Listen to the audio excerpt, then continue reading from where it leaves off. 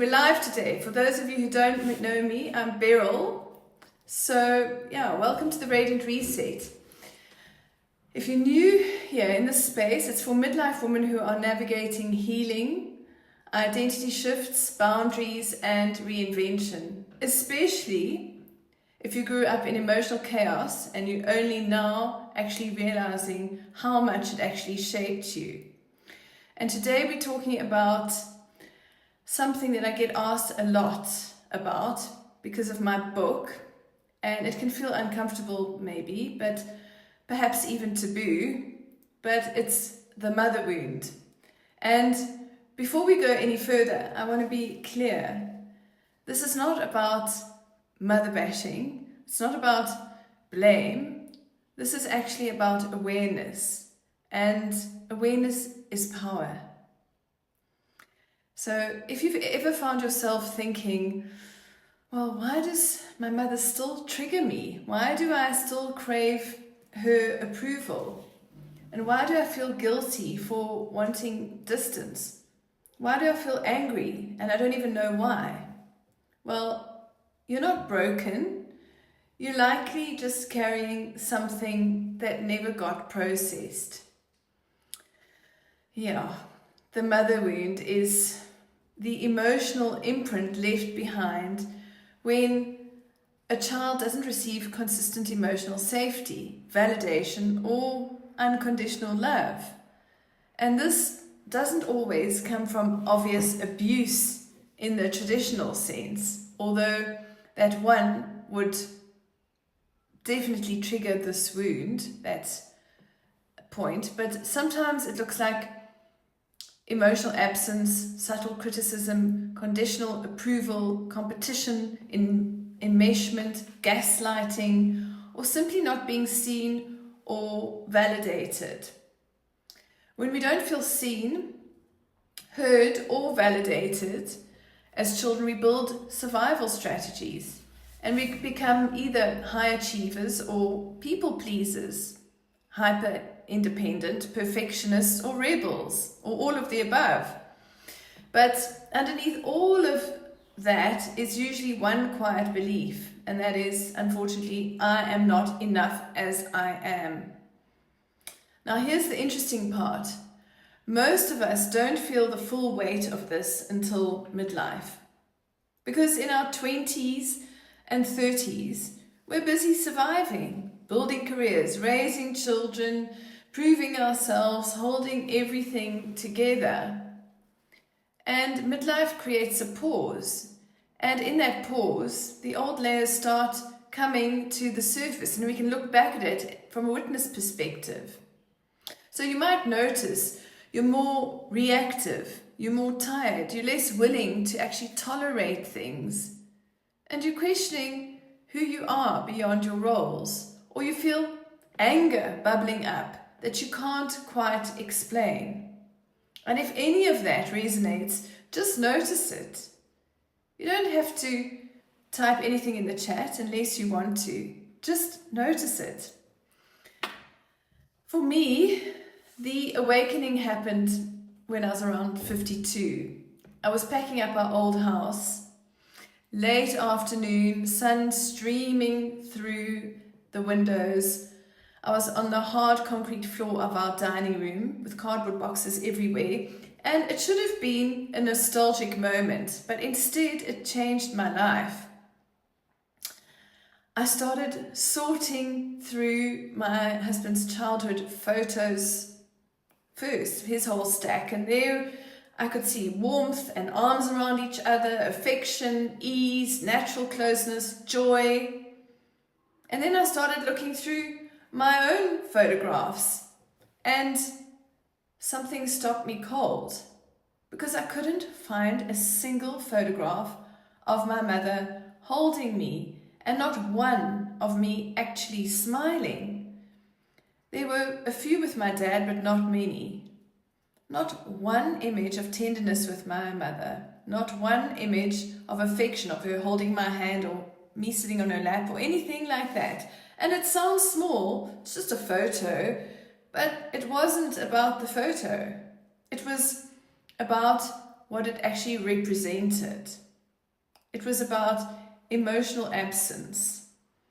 In that moment, I realized I had actually normalized something that wasn't actually normal. I had spent my entire life trying to earn something that should have been freely given. And that moment actually cracked something open in me, and I cried from the depths of my soul. And I sought help. I started unpacking the situation. I started peeling back the layers of the onion. And what I realized was this, that I wasn't just angry, I was actually grieving. I was grieving the mother that I needed, grieving the mother that I had wanted, the emotional safety that I didn't receive. I was grieving the childhood that looked functional on the outside, but didn't feel safe on the inside at all.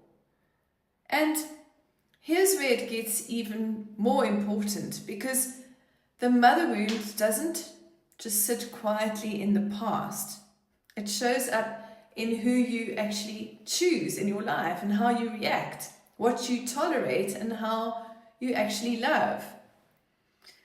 In my 20s and 30s, I repeatedly attracted emotionally unavailable men who didn't honor me, men who didn't respect me or actually deserve me, and men who were manipulative, who were self-absorbed, mostly narcissists.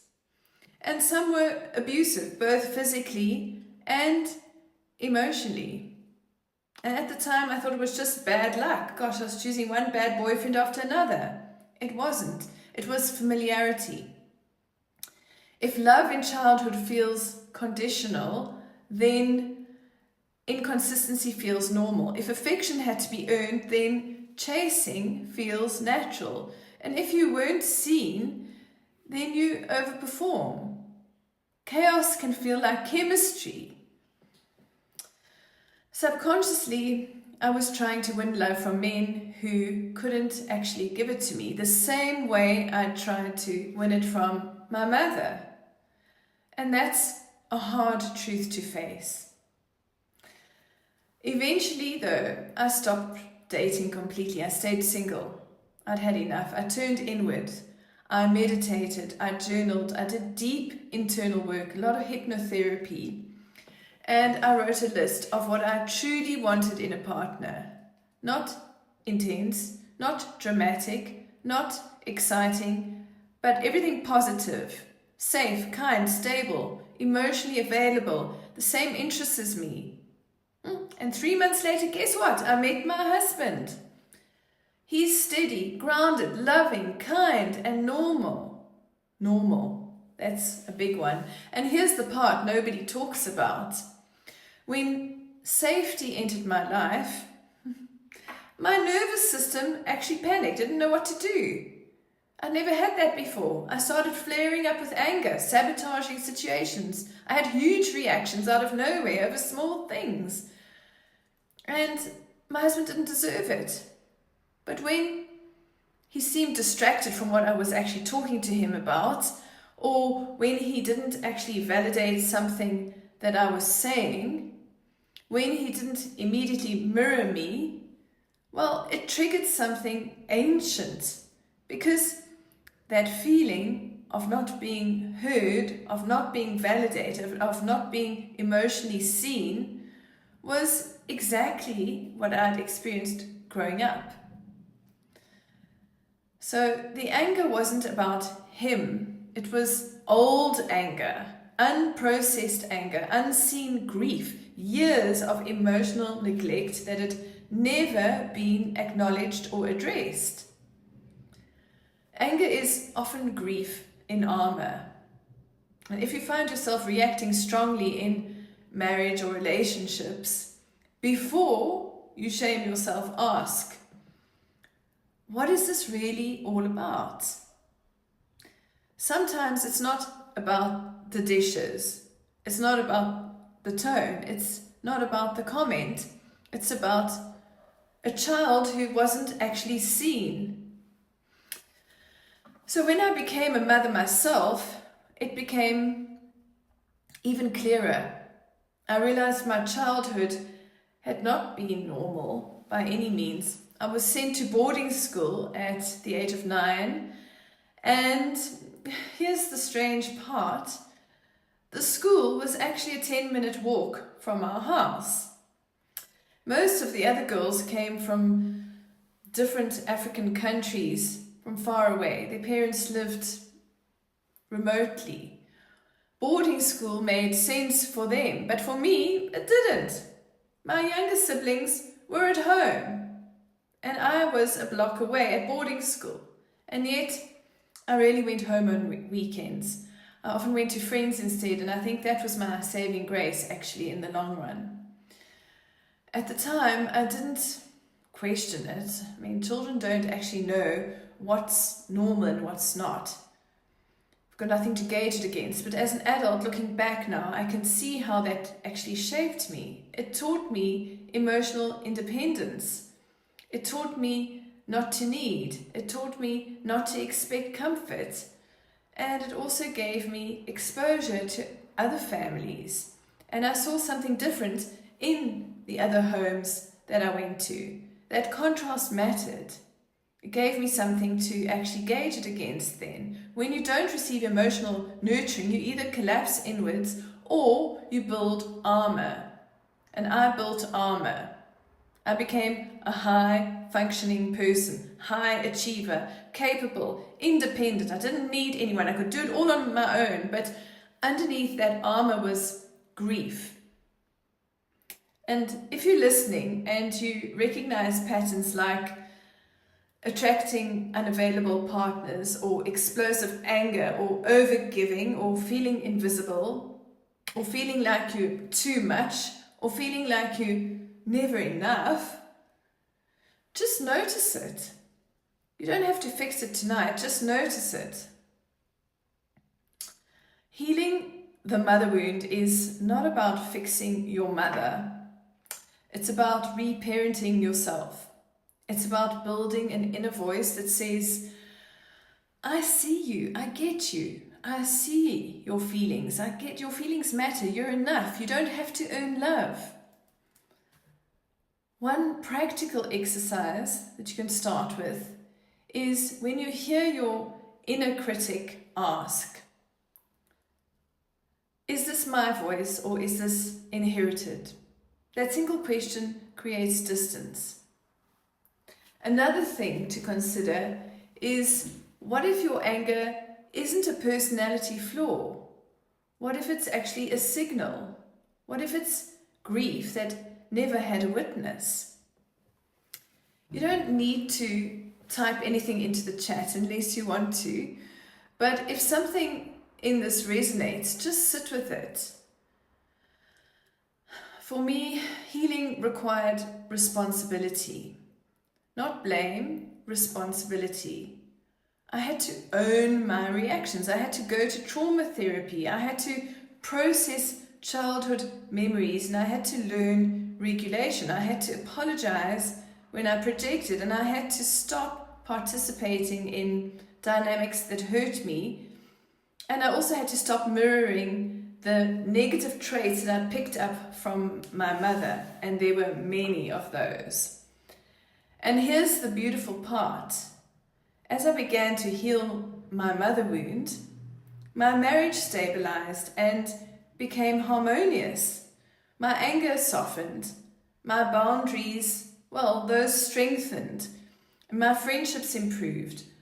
My self-respect deepened. Healing one core wound ripples into every area of your life. And if you're in midlife and you feel like something is surfacing, that's not regression, that's actually awakening. If you want to go deeper, privately, I've created a free guide called The 7 Hidden Patterns Keeping Midlife Women Stuck. It helps you to identify the unconscious loops that keep repeating themselves. The link is in the description. And if you want a more interactive, reflective tool, I've also created something called the Midlife Muse. And it turns AI prompts into an emotionally intelligent reflection partner. It's actually amazing. That link is below as well. And of course, my book goes much deeper into the entire journey, of course, but there's no pressure. So to start where you are. You are not late. You're not broken. You're not dramatic. You're not too much. And you're actually peeling back layers and layers. And that takes courage and it takes time. The mother wound may be where your story began, but it doesn't have to be where it ends. Anyway, while we're here, I'm going to answer a few of the most common questions that I get about this topic. One question I'm often asked is, how do I know if what I experienced was actually emotional neglect, or if I'm just being overly dramatic? Well, the answer to that is emotional neglect isn't about being visible. It's about it's about you. It's about how you felt. If you felt consistently unseen, dismissed, minimized, or responsible for someone else's emotions, that's data. You don't need extreme trauma to validate your experience. And another question I get is it possible to actually heal this while still having contact with your mother? Well, yes, but only if you reduce expectations, because healing doesn't actually require confrontation. It requires boundaries and self-awareness. You stop expecting emotional maturity from someone who doesn't actually have it, and you stop engaging in old dynamics, and you regulate yourself first. And the third thing that women ask me all the time is, will I ever stop feeling angry? Of course, yes, but anger doesn't disappear by suppressing it. It softens when grief is processed, when you validate yourself, when you stop abandoning yourself, when your nervous system feels safe. Anger is often protective energy. And once the wound feels witnessed, the armor is no longer needed. Before we close, I just want to say this. If something in this video stirred you, that's not a coincidence. Midlife isn't a breakdown. It's a reckoning. And reckoning leads to freedom. And if you have a question, you can always drop it into the chat now. I'll stay on for a few more minutes. But if you're watching the replay, leave a comment, as I read every single one and I reply to everyone personally. And if this resonated, please hit subscribe, because this channel is growing slowly and intentionally, and I'd love to have you here. You can also find me on Instagram at The Radiant Reset, but YouTube is where I go much deeper. Thank you for being here, and remember, you are not too much, you're not too late, and you're actually waking up, and that changes everything.